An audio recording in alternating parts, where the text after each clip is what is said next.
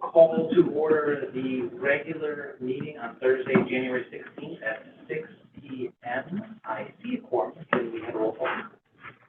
Mr. Craddy? Here. Mr. Bennett? Here. Mr. Troy? Here. Mr. Quagliano? Mrs. Murray? Here. Mr. Thompson? Here. Mrs. Wiley? Here. All right, with that, we'll move to the closed session. I'll make a motion to move into closed session at 6:01 p.m. Can I have a second, please? Second. Thank you, Ms. Murray. Can I have a roll call? Mr. Craddy? Yes. Mrs. Murray? Yes. Mr. Bivin? Yes. Mrs. Wiley? Yes. Mr. Thompson? Yes. Mr. Troy? Yes. All right, with that, we will go downstairs.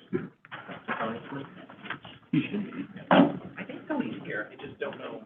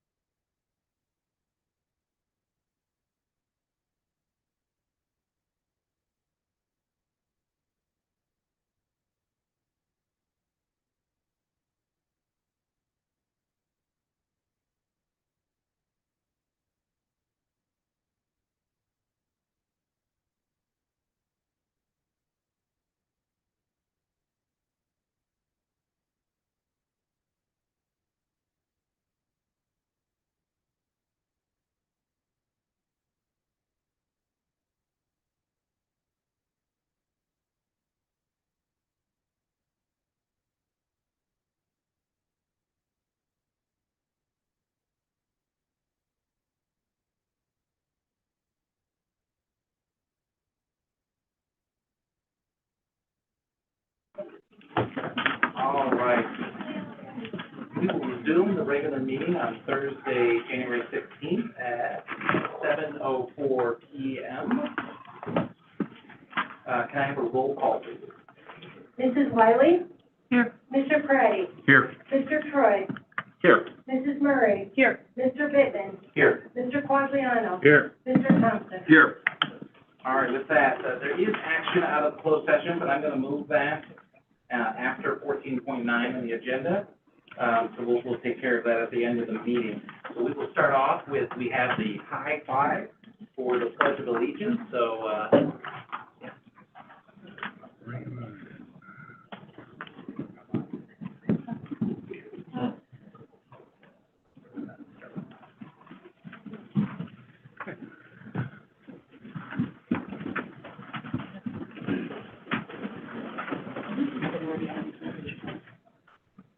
I pledge allegiance to the flag of the United States of America and to the republic for which it stands, one nation, under God, indivisible, with liberty and justice for all.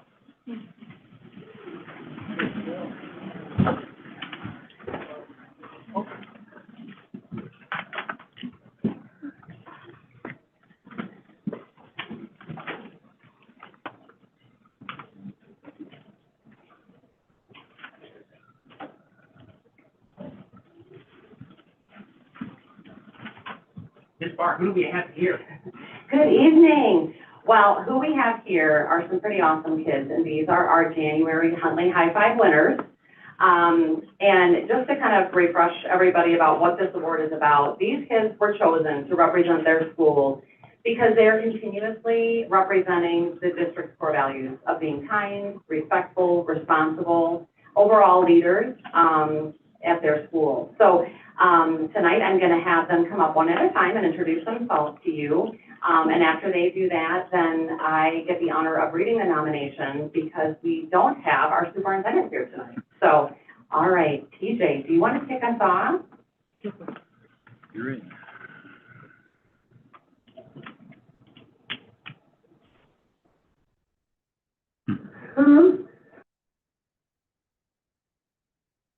My name is Hayden. Garnet.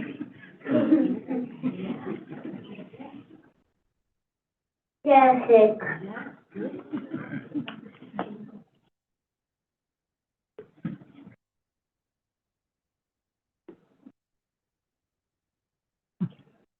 Okay, this is TJ Mayerbach, and he is a kindergartner at Cheswick Elementary. TJ is a super sweet and hardworking boy. He has made huge gains academically, behaviorally, and socially this year. In addition, he is able to sit during whole group instruction for 25 minutes. He follows routines and expectations and has become very social with his friends, whom he enjoys playing with on the playground. TJ always tries his best and brings a smile to everyone's face. We are proud of you, TJ. And this was a nomination by your teacher, Mrs. Hoffman. Good job.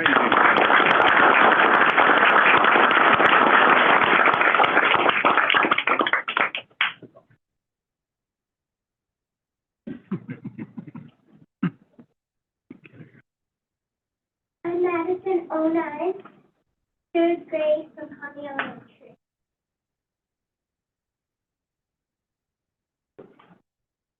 Madison is a wonderful student to have in physical education class. She is always respectful of anyone speaking, whether it be a teacher or a fellow classmate. Watching her learn a new skill in my class has been such a joy for me this year. She is a tactician when she practices a skill. When she was learning to throw, she was checking her body and arm to make sure it was in the correct position and making adjustments if something wasn't working. This is just one example. Madison is extremely self-aware and driven to do her best. I can't wait to see what she will accomplish next. That was a submission by your teacher, Mr. Burns.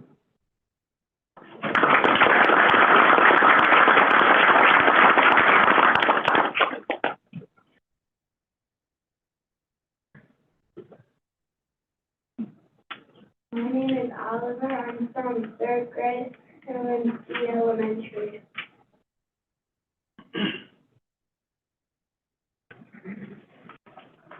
Okay, Oliver Cottrell truly embodies what it means to be a shooting star. Oliver comes to school each day with an eagerness to learn and a passion for sharing his knowledge with his classmates. Not only does he actively participate in class, but he also helps his teacher discover new ways to tackle math problems.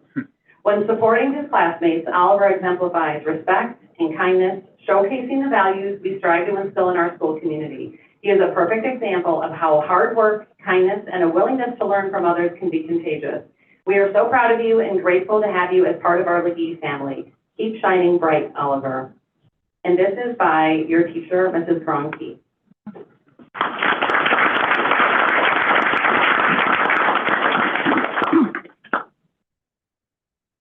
My name is Barrett Walker, and I'm a sixth grader from Marlow Middle School.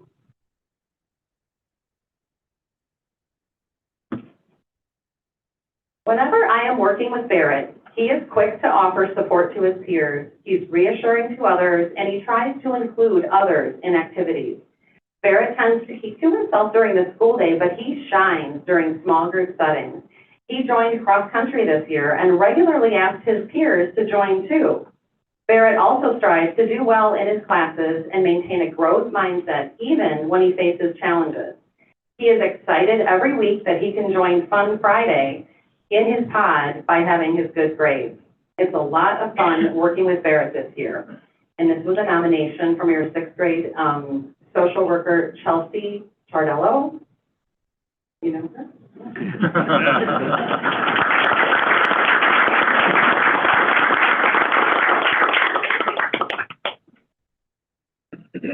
My name is Reagan Bell, and I'm a sophomore at Huntley High School.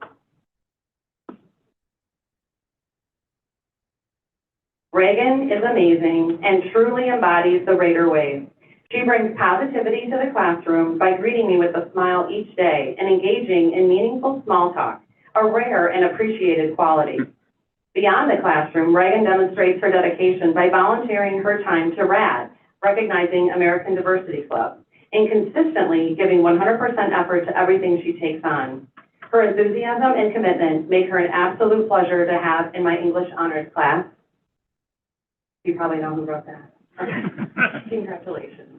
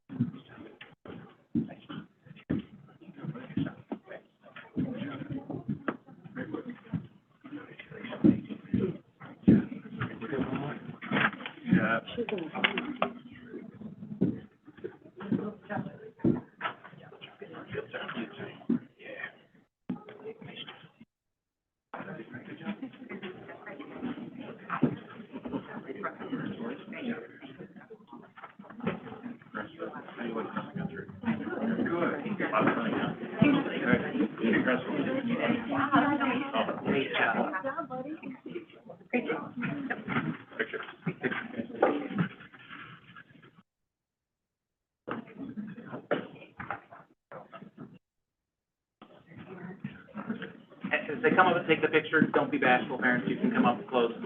Don't worry.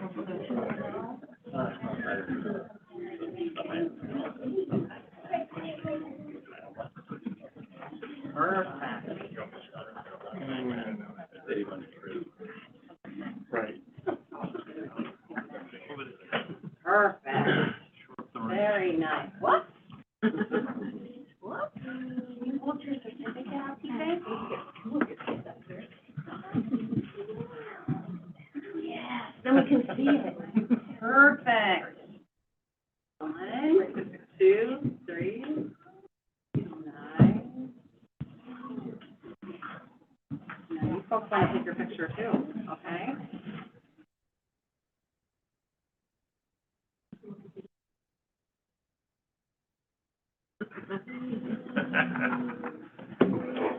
Look that way, though. All right.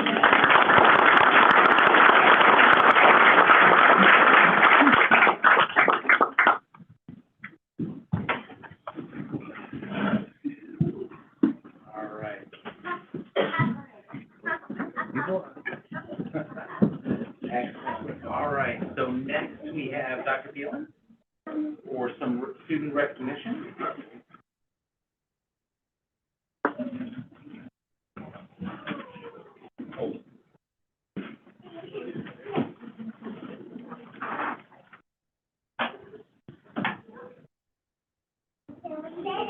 All right, awesome. Well, they're exiting. I'm gonna have Jill, Sawson, and Michelle come on up.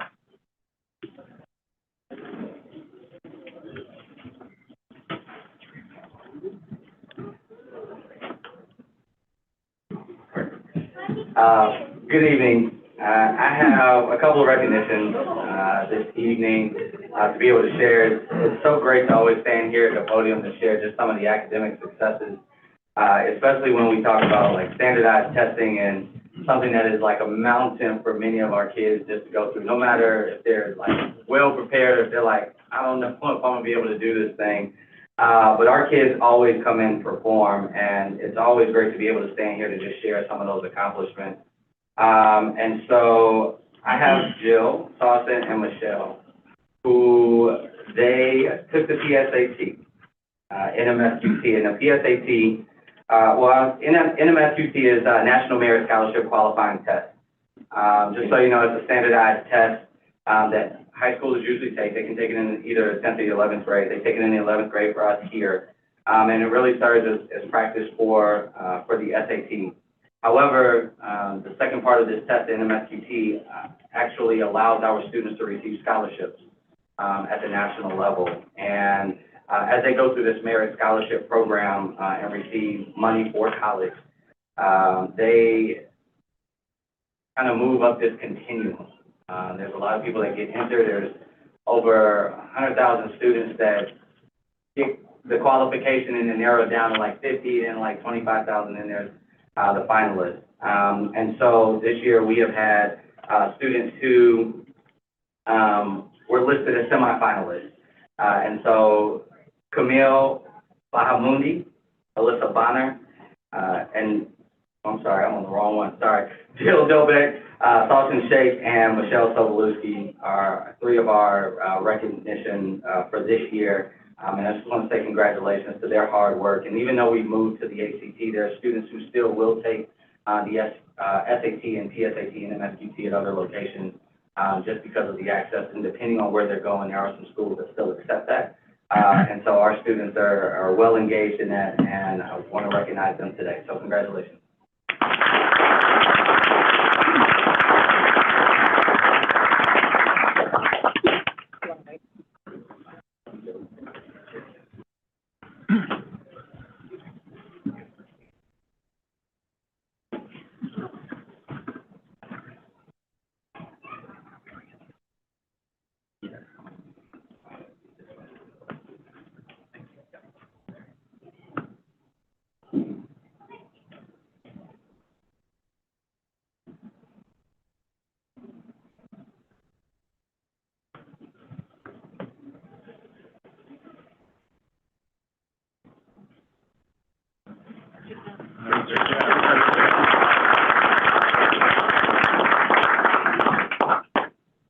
All right.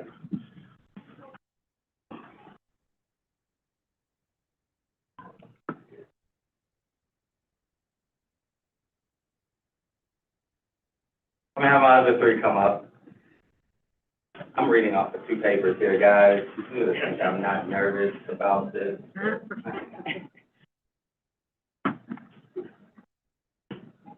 We had, okay. I'm gonna rewind this here. Guys, I apologize. I should have stopped me, okay? Here's what happened. So Jill, Sawson, and Michelle actually did take the PSAT and MSQT just as these three students. I switched it up and I got it wrong. I apologize. They actually received perfect scores. Yeah. Why did y'all stop me? We thought you were going to save it for the end. Just let me roll, sorry. The gavel. Thank you. Good fun. You have medals for them? I do have. Okay, we'll do them all. Let me do this one next. This was National Merit, our semifinalists, Camille Bahamundi, Alyssa Bonner, and Neil Ignacy, received the semifinalist for the National Merit Scholarship. So, congratulations. I explained all of that. Thank you, guys. I explained all of that to you all, so I just want to recognize these three here, for National Merit semifinalists.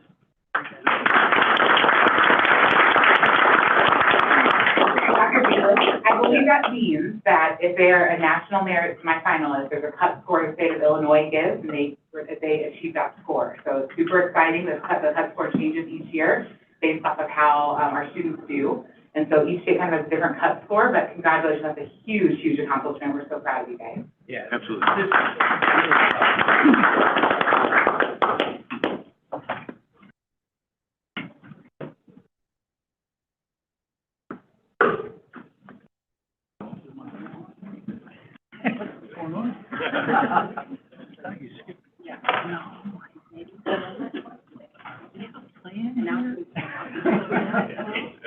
We're getting there, we're getting there. Question even more like reading. I think we got it.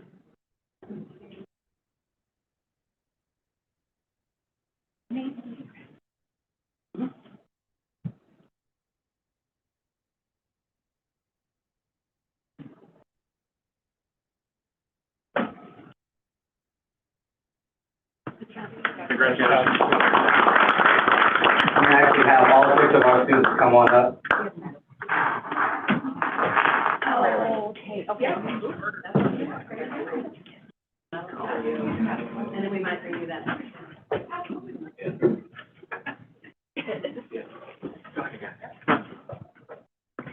You gotta go on. Well done. Congratulations. Well done, guys. Congratulations. Congrats. Awesome. Congratulations. Congratulations. Holy cow. Congratulations. Congratulations.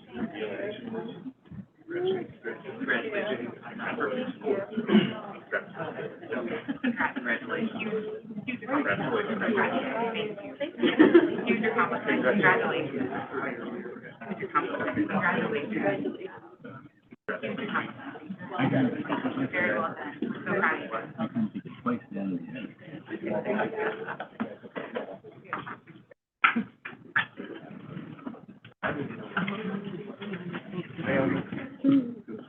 So proud of you. I know, that is an incredible achievement for all six of you. It is really difficult to get this far in the top sliver of percentile of the whole country. So, amazing job.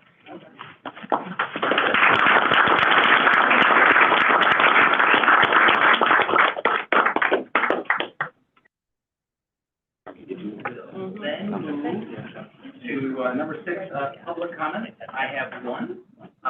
Rich Fox.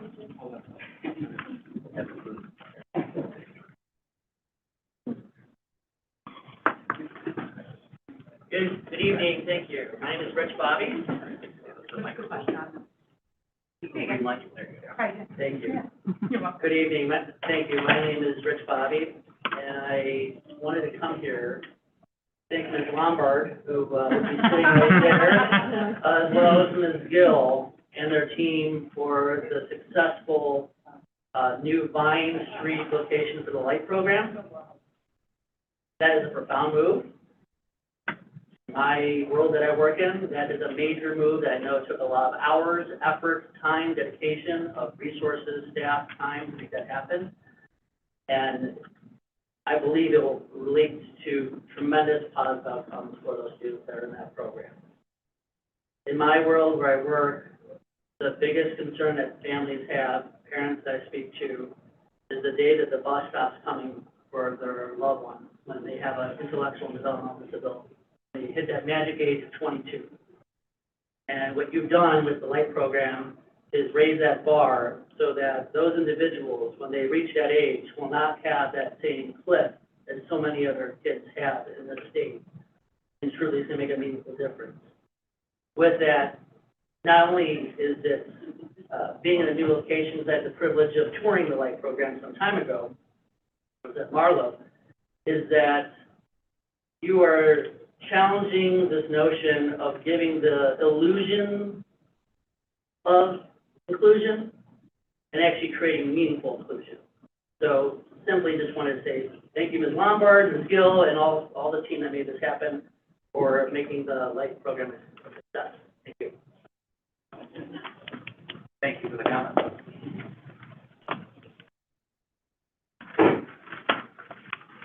All right, so before we go into the meat of the meeting, I did want to take some time here, take a brief moment of silence to honor the life of Alexander A.J. Winter, who passed away earlier this month. A.J. was a student in our high school and has been a member of the Huntley 158 family for many years. A.J. brought joy and positivity to those, all those around him. Let's keep A.J.'s family and friends in all of our hearts during this difficult time.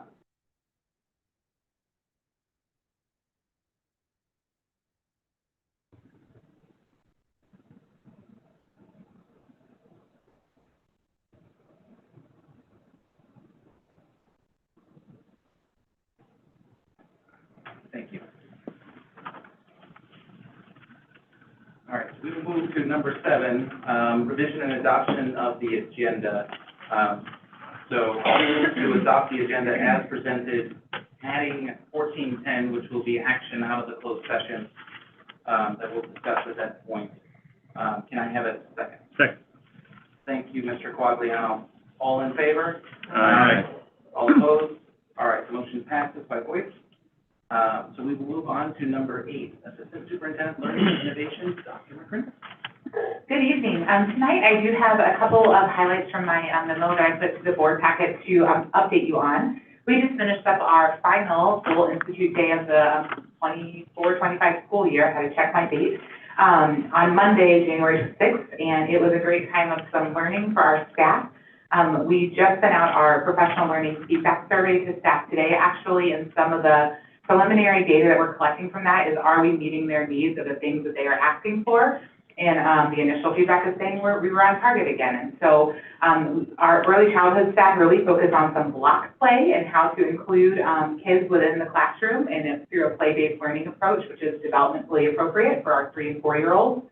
At the elementary level, they did get to participate in Benchmark Advance, our literacy materials training, getting ready for next school year. For those teachers who were already utilizing the materials this year, we did differentiate that so they're able to get that next level. And so we're trying to be very targeted so that we're not giving a one-size-fits-all professional learning approach, and we're really leveraging our coaches, our directors, our building administration to help kind of guide that, which has been very beneficial.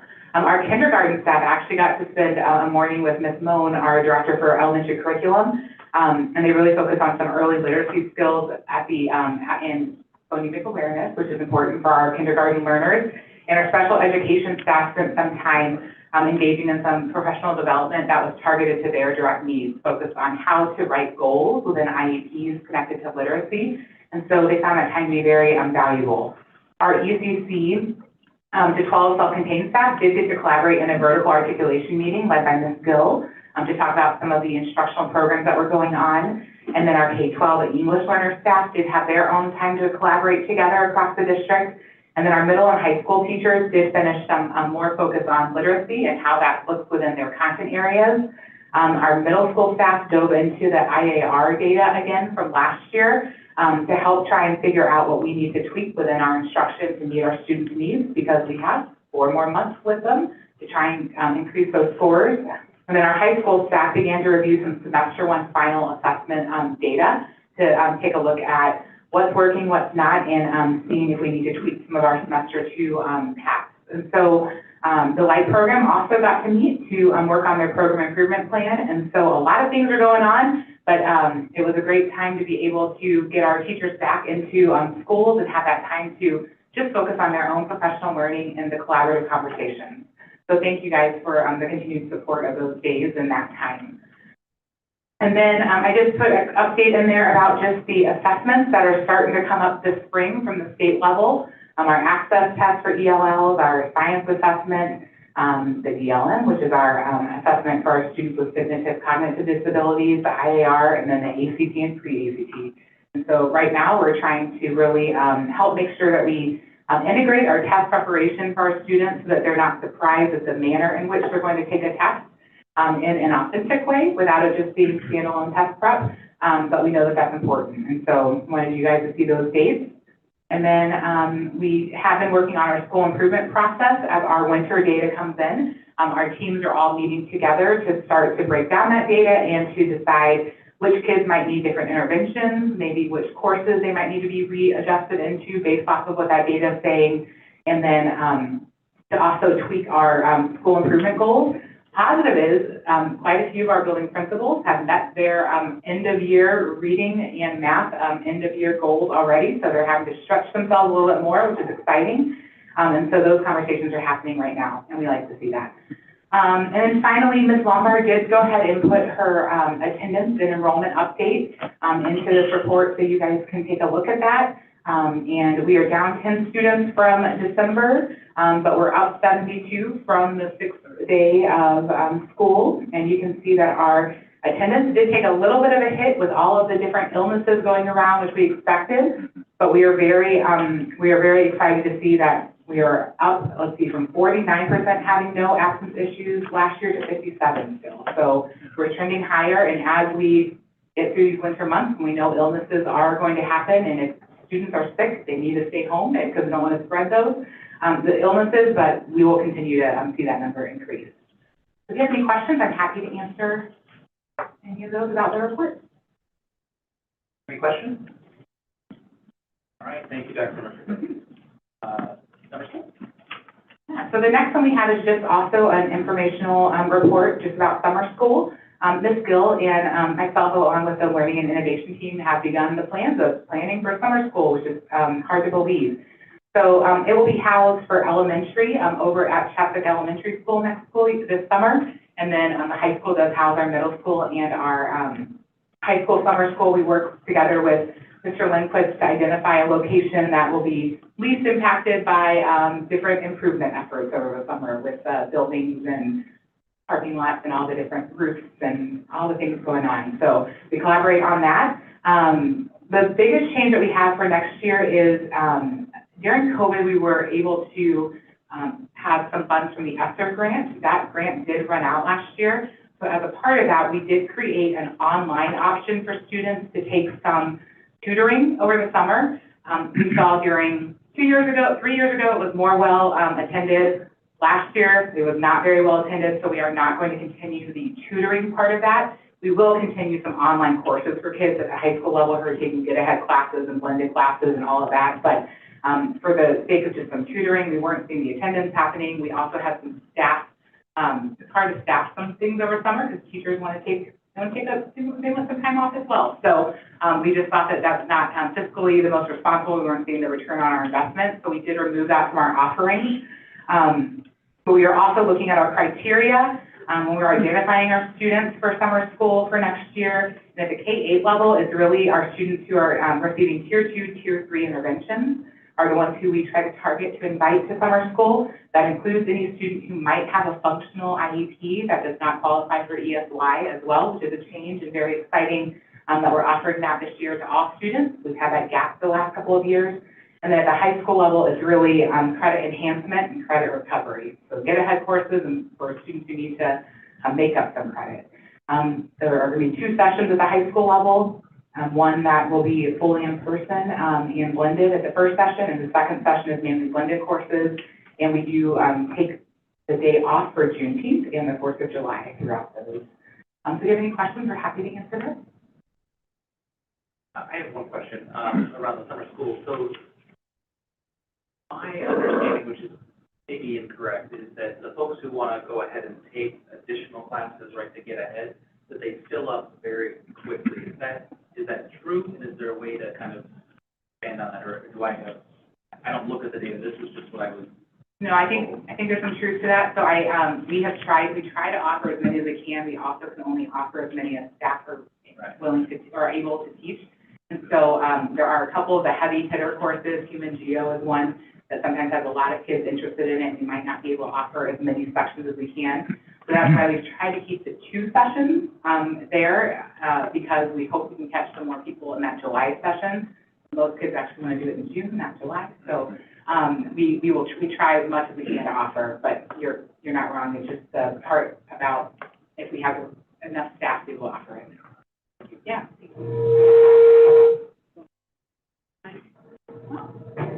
Laura, do you have a question? I did.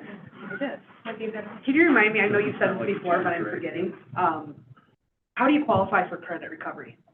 Credit recovery would be students who did not pass a course within a school year. So if you received an F for a course, let's say English 9, then you would qualify to take credit recovery over summer, which is an online program that is based on competencies, and so you move more quickly through the course. It's not a replication of the actual course that you would have not passed. It's a different type of course with online curriculum materials and the teachers there to facilitate and help support it. Good question. All right, anything else? All right, with that, thank you. We'll move on to number 9, Chief Financial Officer and the Treasurer, Mr. Allmeyer. Thank you very much. We have a few updates. We have monthly fiscal updates as well as the 5-month ended financial executive summary. First with monthly fiscal updates, there's just a few things I do want to point out. The very first thing is the ComEd rebate. Over the last several months, we've been talking about ComEd increasing the rebate to school districts and increasing that maximum of $300,000 per district to $450,000. And so we are seeing that benefit come through in, well, the electric buses, the 4 electric buses that we're going to talk about later tonight. But in having those conversations with ComEd and having those conversations with our contact at ComEd, we had talked about, well, last year we received $300,000 rebate for the 4 electric buses that we have on our lot. And I asked the question about, well, can we make this retro? Is there any way we can make this retro to prior year? And they said, well, let me look into it. And they got back to us and they said, yes, we actually can. So it is good news for the district. We can increase that $300,000 rebate from 2023 to $450,000. And within a week or so, we received a check. So just last week, we received a check for $150,000 rebate for those 4 electric buses that we do have on our lot. So that is good news. And apparently, I wrote the same paragraph very much like each other twice in the memo. So apparently, I really wanted to make my point there. So if you caught that, I apologize. The other thing outside of the memo that I did want to note, headlines reported yesterday that the year-over-year CPI did come in at 2.9%. That is 3 basis points.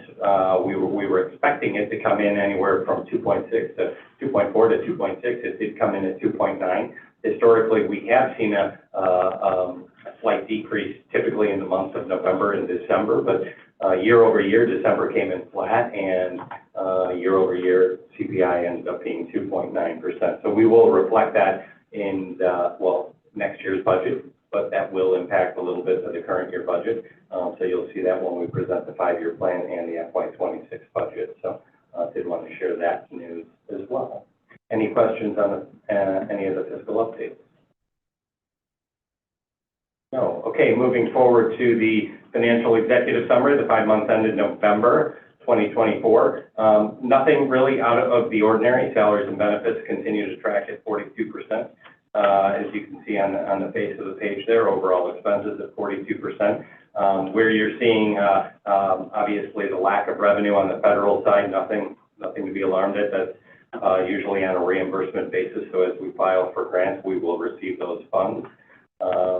And obviously, we are at 73% of capital projects, primarily driven by this last summer's project. So that's also very normal. I will note on the health insurance side, this is the first month in many for which the November claims of $955,000 actually came in at approximately $350,000 versus where it came in prior years. So that's actually a good thing. It's starting to trend a little down. And we did notice some of the December claims that we've seen come through are also reflecting a downward trend. But we haven't received that final bill for Blue Cross Blue Shield, so I will keep you apprised with next month on that.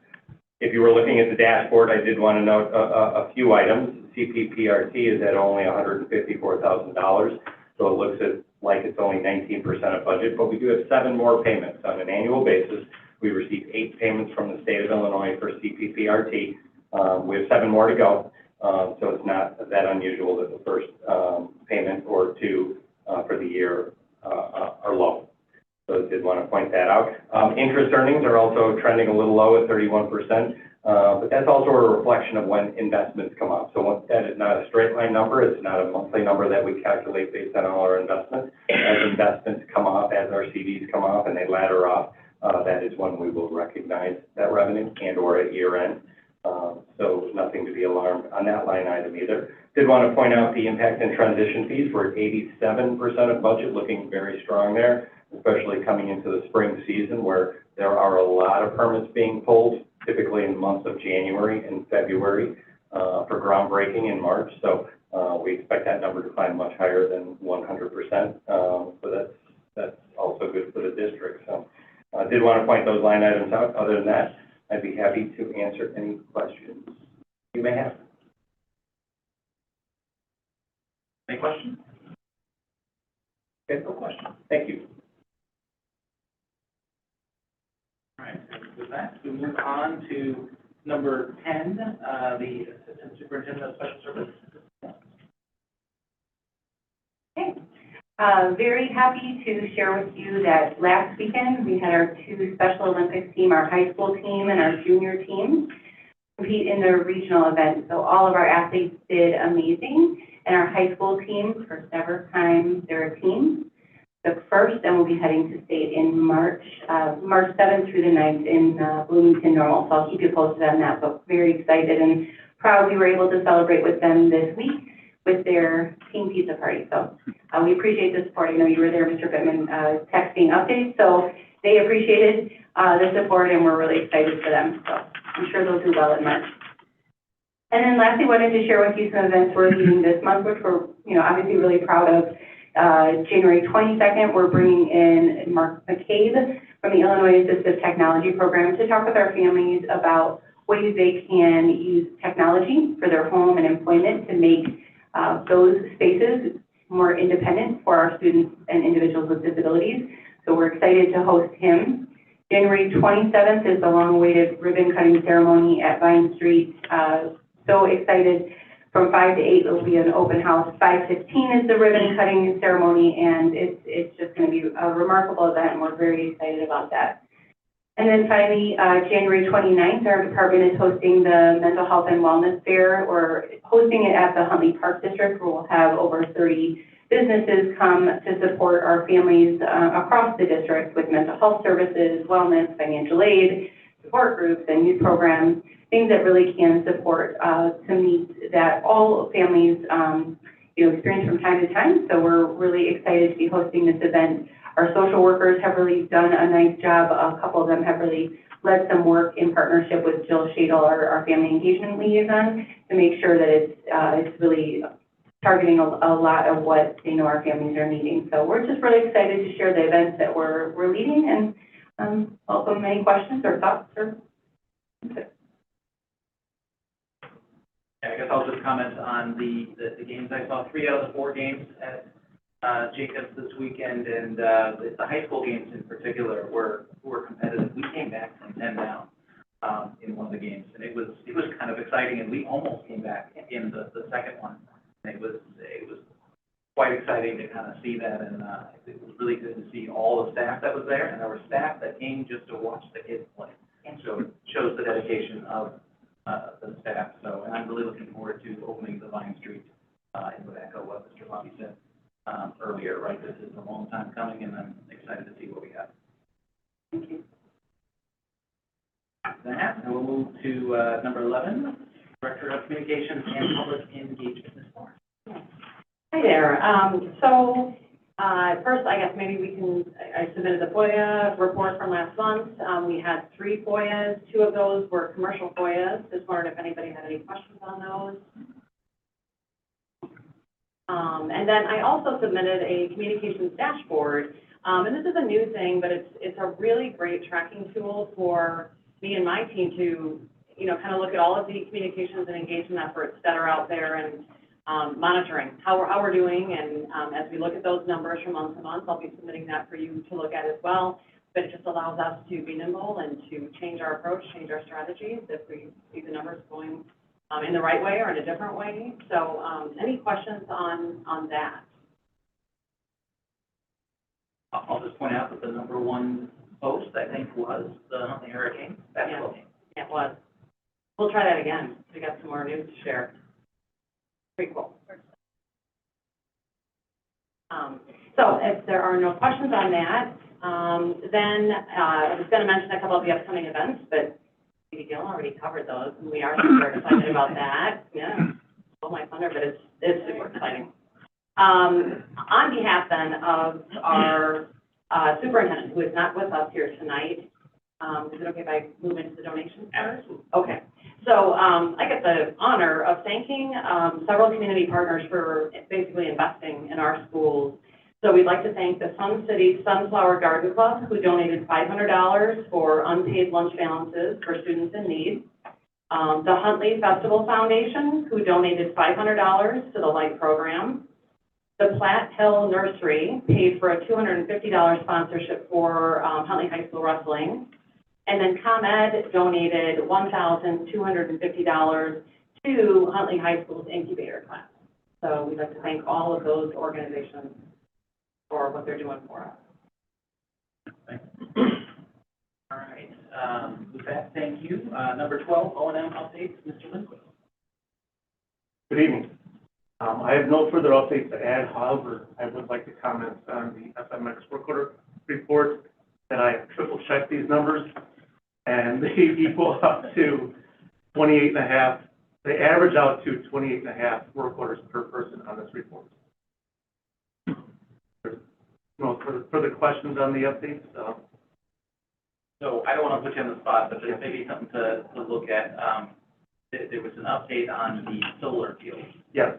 In your updates, and I think I read in the news that Woodstock is also doing a solar field, and they're actually, it looks like maybe pulling back on it because of some regulations. I don't know if that's a Woodstock specific thing, or if it's a McHenry County thing, or if it's a state thing. I haven't heard anything. I knew they were moving forward with it. I didn't hear that they were pulling out. Because they shrank it, they made it smaller, and I think they're actually talking about potentially, if I read the news article correctly, and it was accurate, then looks like they might even be considering canceling. I think they were presenting 3 different options. One option was to pull back out of it, one was to shrink it, and one was a little bit different variable, but there were 3 options. I think I just didn't know if that affected us at all or not, or why they're doing it. I don't really have a background on it, I just saw it, so I was curious. No. My knowledge, nothing's affecting us on this project. Okay, so. Perfect, thank you. Well, we'll keep you apprised of the other day. Any other questions? All right, with that, I'll move to Lucky 13 President's Report. Just a couple of updates here. We've had a lot of discussions on this board around the Title IX regulations and the changes and things like that. A federal judge in Tennessee actually looked at the case that was brought by separate states from the Kansas case and came to the same conclusion that these new regulations should go through the court before they move ahead and make the changes. So he vacated it and stopped these nationwide. So many districts are going to have to go back and actually change all their documentation. We don't have to do that because of how we approach this. I guess just an opinion to add in this, I do hope they add the pregnancy back in there, and I do hope they add, when they review this, they go back and look at the process. It's a very heavy process beforehand, but the new process actually probably lacks the due process. So I hope they do look at it and add some of these things, but in the end here, nothing really changes for our district as we approach this. We were going to talk about the 2030 vision from Illinois. We have moved that to the committee of the whole, which will be the next meeting. It felt like that was a more appropriate place to have that discussion as we did that. And I did see an article about the budget that the state submitted for ISTE, and it looks like they do have the $350 million, the minimum that they're supposed to add in there, as well as some transportation increases on that. Everyone's probably aware there's a lot of pressure on next year's budget in the state, so we'll see if they cut that. Hopefully they will keep at least the 350, which they should be doing, and the transportation stuff would be helpful. So that's all I've got. Any other board discussion? 13.2, the minutes, any, comments about the minutes here? Any issues with moving ahead? I don't see any issues, we'll move those ahead. All right, so we will move into our list of action items here. So, 14.1, personnel reports, Dr. Zaire, do you have anything to add on that? I have nothing to add. All right, so I will make a motion to approve 14.1 personnel reports, as written in the agenda. Can I have a second, please? Second. Thank you, Mr. Craddy. Roll call, please. Mr. Troy, Yes. Mrs. Murray, Yes. Mr. Thompson, Yes. Mrs. Wiley, Yes. Mr. Quagliano, Yes. Mr. Bivin, Yes. Mr. Craddy. Yes. All right, 14.1 passes 7-0. We'll move to 14.2. This is a job description for a database technician 2. Dr. Zaire, anything else to add to this? Yeah, this would just be another level on our tech department, that doesn't currently exist as we continue to evaluate the needs, in our tech department. Looking for, ways for folks, that are currently in it to advance and, to gain more skills. Yeah, I think the technical ladder is a really good thing to have, so, any other comments on this before we? All right, so I'll make a motion to approve 14.2, job description database technician 2. Can I have a second, please? Second. Thank you, Mr. Troy. Can I have a roll call? Mr. Craddy, Yes. Mr. Bivin, Yes. Mr. Thompson, Yes. Mrs. Wiley, Yes. Mrs. Murray, Yes. Mr. Quagliano, Yes. Mr. Troy. Yes. All right, with that, 14.2 passes 7-0. So we'll move to 14.3. Establish the fiscal year resolution 2025-01-01. Mr. Allmeyer, do you see that? Nothing to add. This is standard operating procedure. This and the next agenda item. All right, any commentary for Mr. Allmeyer? With that, I'll make a motion to approve 14.3, establish the fiscal year resolution 2025-01-01. Can I have a second, please? Second. Thank you, Mr. Quagliano. Can I have a roll call vote? Mrs. Murray, Yes. Mr. Bivin, Yes. Mr. Thompson, Yes. Mrs. Wiley, Yes. Mr. Troy, Yes. Mr. Craddy, Yes. Mr. Quagliano. Yes. All right, with that, 14.3 passes 7-0. We move to 14.4, designation of person to prepare a tentative budget resolution 2025-01-02. This will give Mr. Altmeyer the ability to prepare the budget. Any commentary? All right, any? You know, I'm always hoping somebody kind of comes up with another name. Another Come up with general. Careful what you wish for. All right. Yeah, well, that's a really good point. Any other commentary from the board? With that, I will make a motion to approve 14.4, designation of person to prepare a tentative budget resolution 2025-01-02. Can I have a second, please? Second. Thank you, Mr. Thompson. Can I have a roll call vote? Mr. Thompson, Yes. Mrs. Wiley, Yes. Mr. Bivin, Yes. Mr. Troy, Yes. Mr. Quagliano. Yes. Mrs. Murray, Yes. Mr. Craddy. Yes. All right, with that, 14.4 passes 7-0. 14.5, payables. Any commentary? No comment. All right, any questions from the board? All right, with that, I'll make a motion to approve 14.5 payables as listed in the agenda. Can I have a second, please? Second. Thank you, Mr. Quagliano. Can I have a roll call vote? Mr. Quagliano, Yes. Mr. Craddy, Yes. Mrs. Murray, Yes. Mr. Bivin, Yes. Mrs. Wiley, Yes. Mr. Thompson, Yes. Mr. Troy. Yes. All right, with that, 14.5 passes 7-0. 14.6, revenue contracts. Mr. Altmeyer, anything to add? Nothing to add. There's only one item on there. Okay. Any commentary from the board? So, all right, so I'll make a motion to approve 14.6, revenue contracts. Can I have a second, please? Second. Thank you, Mr. Troy. Can I have a roll call vote? Mr. Craddy, Yes. Mr. Troy, Yes. Mrs. Murray, Yes. Mrs. Wiley, Yes. Mr. Bivin, Yes. Mr. Quagliano. Yes. Mr. Thompson. Yes. All right, with that, 14.6 passes 7-0. We'll move to 14.7, electric buses purchases, the revision. Any commentary? No, I would just add that we have talked about this at the last several meetings, and in an effort to move forward to make sure that we are utilizing the Volkswagen money by December 31st, as well as the ComEd money, which will essentially make these 4 buses cost-free to the district. We're looking at changing direction from Lion Electric to Bluebird buses.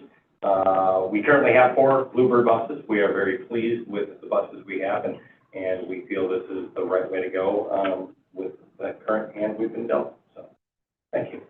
All right, any questions or comments from the board? I'll just remind, before we go further, that these buses, essentially, if we did not buy these, we'd be buying 4 diesel buses or 4 propane buses, and it would cost us $450,000 to $500,000. This should be a net zero for the district. Closer to maybe 600,000, because the diesel buses today are going upwards to 140 to 155. Yes. So just real quick, because I apologize, I missed December. Legal-wise, we're firm around here? Correct. We've been working with our board attorney on this, well aware of the situation, and we all feel at this time, although, you know, no attorney is going to tell you that it's absolutely risk-free, but under the current circumstances and the lack of being able to deliver a bus by July 31st, which was the promised delivery date, that combined with the board, if you recall, we pulled the purchase order last month from the board report for the board to approve that. You know, the board is certainly who binds that contract with the approval of the PO, and that PO was due to be on that December board report and was not approved. So a combination of many things other than those two, we feel like we're in a very good position with Lion, and we are having continued conversations with them. So we do feel like we're in a good position with them currently. Okay. All right. Any other comments or questions? All right, so I'll make a motion to approve 14.7 electric buses purchases revision as written in the agenda. Can I have a second, please? Second. Thank you, Mr. Troy. Can I have a roll call vote? Mr. Bivin, Yes. Mr. Quagliano, Yes. Mr. Carretti, Yes. Mrs. Wiley, Yes. Mr. Troy, Yes. Mr. Johnson, Yes. Mrs. Murray. Yes. All right, with that, we'll move to 14.8, the policy revision, second reading, as we discussed, I think, in the last meeting. Any commentary on this before we go ahead? Not seeing any, so I'll make a motion to approve 14.8 policy revision, second reading. Can I have a second, please? Second. Thank you, Ms. Murray. Can I have a roll call vote? Mr. Thompson. Yes. Mr. Bivin, Yes. Mrs. Wiley, Yes. Mr. Troy, Yes. Mr. Quagliano. Yes. Mrs. Murray, Yes. Mr. Carretti. Yes. All right, with that, 14.8 is approved 7-0. We'll move to 14.9. We have a couple of minutes, or we have one set of minutes here, which is December 5th, Committee of the Whole meeting minutes. Any commentary on that? All right, with that, I'll make a motion to approve 14.9, December 5th, 2024 minutes. Can I have a second, please? Second. Thank you, Ms. Murray. And roll call vote? Ms. Murray, Yes. Mr. Carretti, Yes. Mrs. Wiley, Yes. Mr. Quagliano, Yes. Mr. Troy, Yes. Mr. Bivin, Yes. Mr. Thompson. Yes. All right, and we added one on here, and I'm just looking at my paper here. All right, so we added 14.10, which is an action from closed item.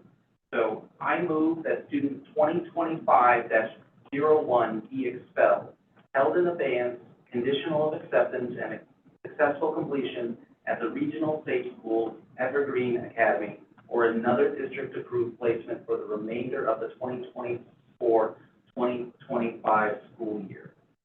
Can I have a second, please? Second. All right, thank you. Can I have a roll call vote? Mr. Carretti, Yes. Mr. Bivin, Yes. Mr. Troy, Yes. Mr. Quagliano, Yes. Mrs. Murray, Yes. Mr. Thompson, Yes. Mrs. Wiley. Yes. All right, with that, this passes 7-0, so we have another section here, 15, for a second public comment. Is anybody interested in making another comment?